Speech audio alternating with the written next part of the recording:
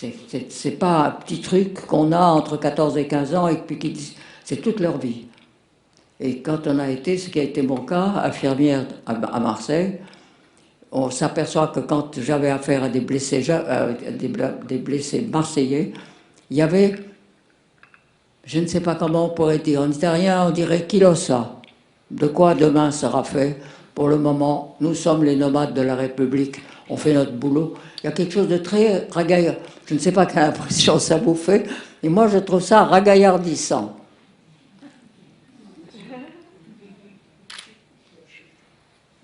Non, monsieur pose des questions. Moi aussi, j'ai vu d'ailleurs grâce à Clémence qui m'a téléphoné, mais j'ai vu l'émission sur Edmond de Charleroux, qui est absolument magnifique. Je voudrais bien comment on pourra avoir le DVD, parce que j'ai raté le début. Mais c'est vrai que le récit de votre vie, de votre aventure, c'est tellement... Enfin, moi, j'étais totalement scotché, quoi. C'est tellement extraordinaire de découvrir de Marseille par votre aventure de femme, de journaliste, d'écrivaine, etc. C'est que je suis comme vous, comme tout le monde, j'écoute, vraiment, c'est la campagne Pastré, par exemple. J'ai tellement entendu parler de cette campagne Pastré, de la naissance de Gabriel Dusurgé, de la naissance de... j'ai lu les carnets de Dusurgé, et quand on vous entend en parler, et bien sûr en plus avec les images, c'est absolument... Ça, par exemple, c'est un truc que j'aimerais bien que vous racontiez.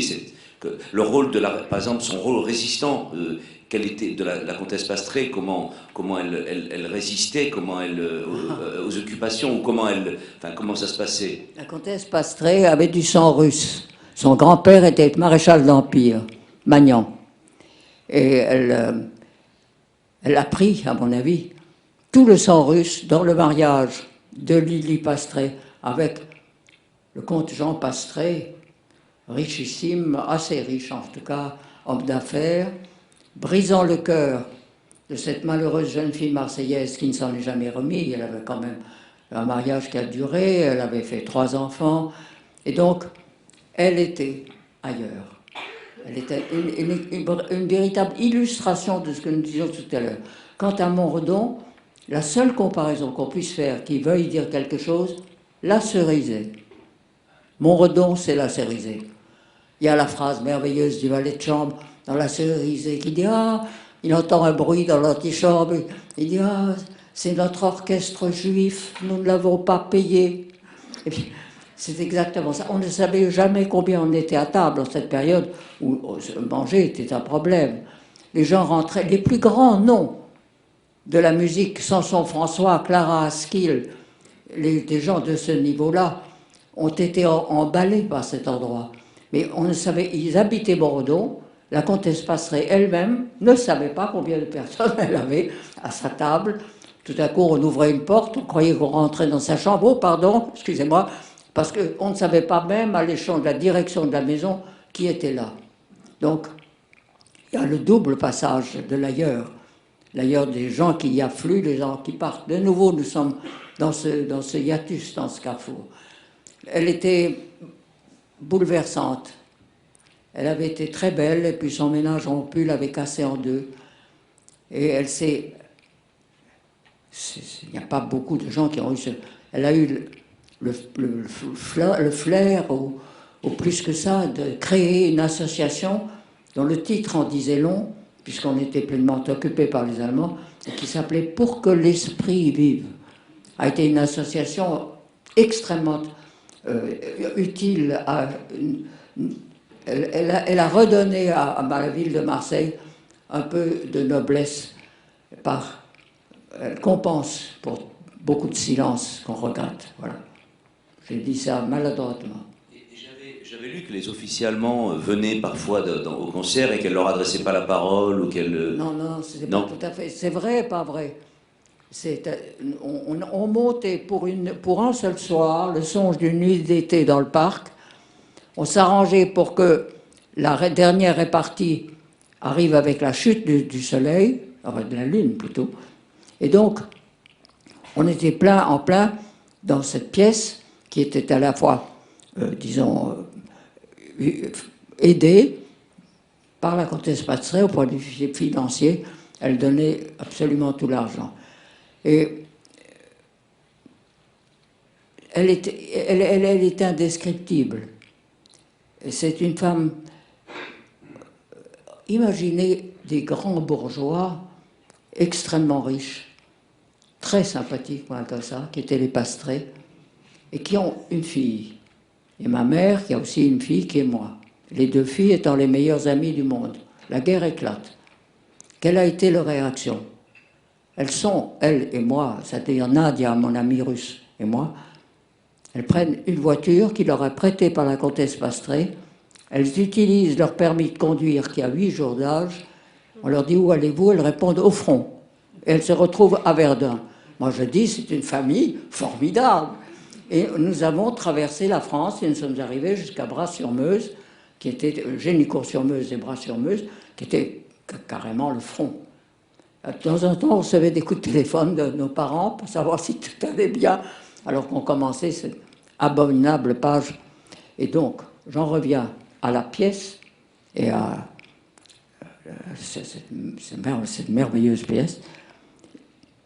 Et on se rend compte que, au fond, c'était une façon de vengeance. On ne pouvait rien contre les Allemands. On va aller leur faire une pièce du tonnerre de Dieu. Naturellement, il y a eu énormément de monde, et j'en arrive à la visite que vous dites. Bien entendu, tout ça était un peu long, parce que c'était entièrement du théâtre amateur, mais il y avait quand même Christian Bérard pour faire les costumes et les décors, Corneau pour faire les éclairages, donc très très bon metteur en scène de la Comédie Française, donc c'était quand même cristallisé, mais enfin, on sentait. Donc les gens s'asseyaient, on commençait la pièce, il n'y avait pas de rideau, puisqu'on jouait en plein air, et on allait commencer quand on a vu arriver un Allemand en uniforme, qui n'était pas autre que M. le comte de Thounes, nazi à tout casser, et qui a vu une chaise vide au premier rang, l'a prise et a accepté.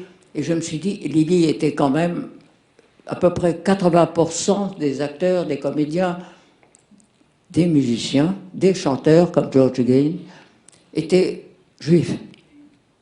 Et elle a immédiatement imaginé qu'il venait tout simplement faire lui-même un travail qu'on donne plutôt en général à des conseillers, et qui est de dire « Monsieur Untel était là, Monsieur Untel était là ».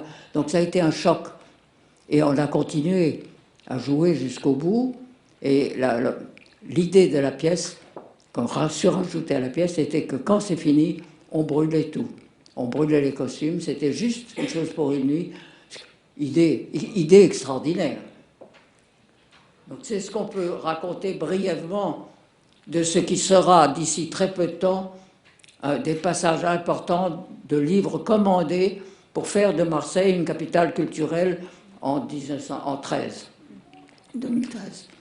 Donc on sent que tout ça, on n'en parle pas trop, mais il y a au moins 3 ou 4 journalistes et écrivains qui sont déjà au travail. À propos de partir, il y a quand même un départ aussi pour toi. Pardon ? Tu es parti aussi parce que c'est un épisode de résistance très jeune. Donc tu es infirmière, donc tu conduis une ambulance, et à un moment donné, je crois que ça vaut la peine d'en parler, à un moment donné, on te fait faire un transport qui n'était pas des blessés, qui n'était pas des malades, donc, sans te le dire, on te met des caisses à l'intérieur de l'ambulance, et longtemps après, on te dira que dans ces caisses, il y avait des armes. Oui, c'est Marcenac qui a découvert. C'était Jean Marcenac. Et que ceux qui te faisaient transporter ces caisses, c'était des gens de la Moye, des FTP Moye, oui. Donc des étrangers. Bon, et c'est à la suite de ça, quand même, que tu te retrouves secrétaire du général de Tassigny, et tu fais toute la campagne derrière. Là, il y a un départ pour toi aussi, très jeune, dans cette résistance infirmière, et ensuite qui t'entraîne sur le chemin, disons, de la campagne jusque... Donc tu as été dans Ré et Danube avec de Tassigny. Bon, sans raconter tous tes exploits, est-ce que là, il y a un départ aussi qui s'est fait pour toi? Alors, il y a quelque chose de très marseillais, c'est que j'étais une infirmière, qui a été une infirmière du premier degré, qui donc allait présenter un examen pour devenir infirmière, alors que normalement, en temps de paix, c'était 3 ans d'études. Donc au lieu de faire 3 ans d'études, je n'en faisais qu'un. J'étais étudiante infirmière à Marseille. Et j'avais donc une allocation d'essence donnée par la Croix-Rouge française.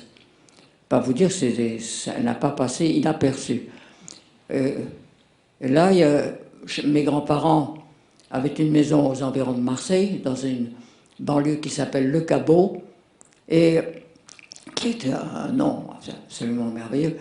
Et donc, je couchais chez mes grands-parents, j'allais très tôt le matin, à 6h moins le quart, jusque sur le Vieux-Port, et puis sur la Vieille Charité. Et puis, ma vie s'est organisée comme ça. Puis un jour, vers 6h du soir, il y a eu le concierge qui s'appelait Mélingrin, c'est tellement provençal déjà. Mélingrin me dit avec un fort accent, eh bien madame, cessez de faire des notes, il y a des messieurs qui parlent aucune langue. Je ne pensais parler aucune langue, effectivement, ils ne parlaient aucune langue.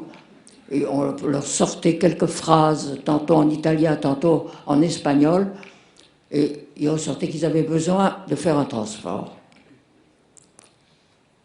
Moi, je me suis dit, ben pourquoi ils ne feraient pas un transport? Et donc, ils sont arrivés avec des caisses, pas avec des cartons. Et moi, je ne savais pas, je l'ai su que longtemps après, que ça ne pouvait être que la Moye, parce que c'était eux. C'était des gens en acier trempé, des gens extraordinaires. J'ai fait du transport pour eux pendant quelque chose comme 5-6 mois, jusqu'au jour où mon grand-père m'a dit qu'il l'avait compris, que je faisais du transport. Et il m'a dit cette phrase extraordinaire pour un homme âgé, parlant à sa petite fille. Il m'a dit, tu sais, si tu te fais prendre, c'est la mort. Et je trouve que ça résume une certaine beauté, grandeur et catastrophe de la bourgeoisie. La bourgeoisie était quand même capable de ça. On ne pourra pas me faire dire le contraire. Ce que je regrette, c'est que ceux qui avaient vraiment les moyens de faire une résistance avec des armes, des transports d'armes, etc., c'était la bourgeoisie marseillaise qui ne s'est pas bougée, comme on dit à Marseille. Tu ne te bouges pas. Et c'est de là de Tassigny, c'est lui que vous appeliez mon prince? Ah, comment est-ce que vous savez ça? Ben, devinez. Mais comment vous savez ça? C'est nulle part. Je l'ai entendu l'autre nuit en regardant la télévision. J'ai trouvé ça merveilleux. Et il faut raconter ça aux gens. Vous voulez dire que quand il voulait me faire couper les cheveux? Vous l'appeliez mon prince? Oui, oui, oui. Ah oui, parce qu'il... Mais pourquoi? Parce que vous aviez le livre, oui, vous aviez... Oui, oui c'était... Il y avait déjà à l'époque, on s'occupait de communication, c'était le 2e bureau. Et dans ce bureau, j'avais un travail qui me passionnait. Et mon patron était le colonel Prince Murat, époux d'une américaine très riche, type assez marrant.